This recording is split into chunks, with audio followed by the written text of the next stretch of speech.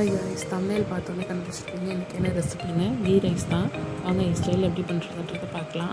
அதுக்கு நான் ஒரு கப் பாஸ்மதி அரிசி எடுத்து ஊற வச்சுருக்கேன். பேன் காய வச்சுட்டு பேன் காய்ஞ்சதும் நல்லா கீ ஆட் பண்ணிக்கோங்க. நல்லா நிறையா கீ போட்டுக்கோங்க. நல்லா டேஸ்ட்டாகவும் ஸ்மெல்லாகவும் இருக்கும். ஏலக்காய் கிராம்பு போட்டுக்கோங்க. பெரிய வெங்காயம் எண்ணெயில் வதங்க வைக்கும்போது ஒன்று ஆட் பண்ணியிருக்கேன். அப்புறம் சின்ன வெங்காயம் ஒரு கையளவு எடுத்து அரைச்சி போட்டிருக்கேன். சால்ட் ஆட் பண்ணியிருக்கேன். நல்லா பச்சை வாடை போகிற வரைக்கும் நல்லா வேக வச்சுருங்க. 4 பச்சை மிளகாய் எடுத்து கீரி போட்டிருக்கேன். தக்காளி ஆட் பண்ணியிருக்கேன். புதினா மல்லி ஆட் பண்ணியிருக்கேன். இஞ்சி பூண்டு பேஸ்ட் ஒரு ஸ்பூன் ஆட் பண்ணியிருக்கேன். தயிர் ஆட் பண்ணியிருக்கேன். நல்லா எல்லாமே நல்லா வெந்ததுக்கப்புறமா 1க்கு 1.5 கப் தண்ணி வச்சுருக்கேன். அளவு தண்ணி ஊற்றுறேன். நல்லா எல்லா பச்சை வாடை நல்லா போனதுக்கப்புறம் எல்லா தண்ணி ஊற்றினதுக்கப்புறமா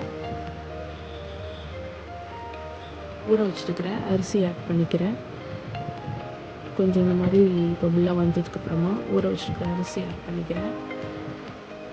அரிசி ஆட் பண்ணிவிட்டு நல்லா உடையாமல், பிரியாணி அரிசி ஏற்கனவே ஊறிக்கும், உடையாத அளவுக்கு கிளறி விட்டு மூடி தம்மில் வச்சுக்கலாம். தம்மில் வைக்கும்போது சிம்மில் வச்சு ஒரு 15 மினிட்ஸ் 10 to 15 மினிட்ஸ் மட்டும் தம்மில் வைங்க. வச்சுட்டு அதுக்கப்புறம் எடுத்து